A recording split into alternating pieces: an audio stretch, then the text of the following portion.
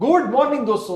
રાણીપની અંદર આપણા ક્લાસનો વિદ્યાર્થી જેનો ફર્સ્ટ રેન્ક આવ્યો છે, જેનું નામ છે પ્રજાપતિ મિલન. ફર્સ્ટ રેન્ક ફિઝિક્સની અંદર હાઈએસ્ટ માર્ક્સ એની સ્કૂલની અંદર 47 માર્ક્સ. અર્પણ સ્કૂલની અંદર વિદ્યાર્થી સરસ મહેનત કરી રહ્યો છે અને જસ્ટ ઓનલી 3 માર્ક્સ કટ.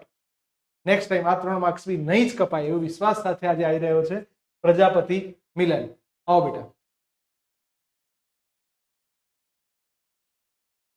બોલો મિલન, 11 સાયન્સ ની અંદર સ્કૂલમાં પહેલો નંબર લાયા, કેવી લાગણી થાય છે અને આપણે પહેલા નંબર લાવવા માટે કેટલી મહેનત કરવી પડે? ખરેખર કહું તો ખૂબ જ મહેનત કરી હતી. મેં ખૂબ જ મહેનત કરીને થિયરી એ કરી અને વધારેમાં વધારે મેં એમસીક્યુ પર ધ્યાન આપ્યું હતું. વધારેમાં વધારે સોલ્વ કર્યા અને એના માટે સ્પેશિયલ શોર્ટ ટ્રીકો પણ બનાવી. બહુ સરસ, બહુ સરસ. અને જે ડિફિકલ્ટી હોય એ હું સર જોડે પૂછતો હતો અને જે અંડરલાઈન કરાવતા હતા એવા પાર્ટ્સ ને હું ખાસ કરીને યાદ રાખતો હતો, જેથી એમસીક્યુ માં કઈ તકલીફ ના પડે.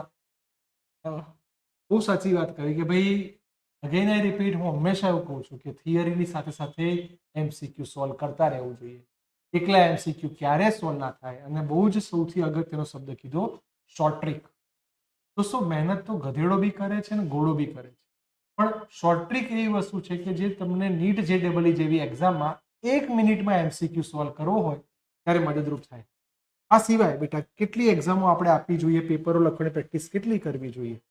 ખૂબ જ કરવી જોઈએ. જો કે હું એમસીક્યુ પર ખૂબ જ વધારે ભાર આપું છું, એટલે વેકેશનમાં પણ આપણે JEE અને નીટના એમસીક્યુ માટે આપણે સ્પેશિયલ એક બુક લાવી હતી. એમાં આપણે ઘણા બધા એમસીક્યુ સોલ્વ પણ કર્યા અને એમ ના ફાવે એ આપણે સર જોડે પણ પૂછતા હતા.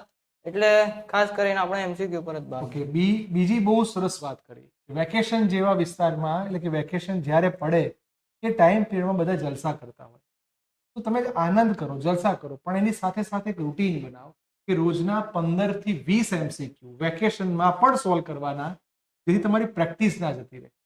તો again wish you all the best. Prajapati Milan સમગ્ર રાણીપ વિસ્તારની અંદર પહેલો નંબર લાવે એવી હાર્દિક શુભેચ્છાઓ. ઓકે બેટા, thank you so much. Thank you.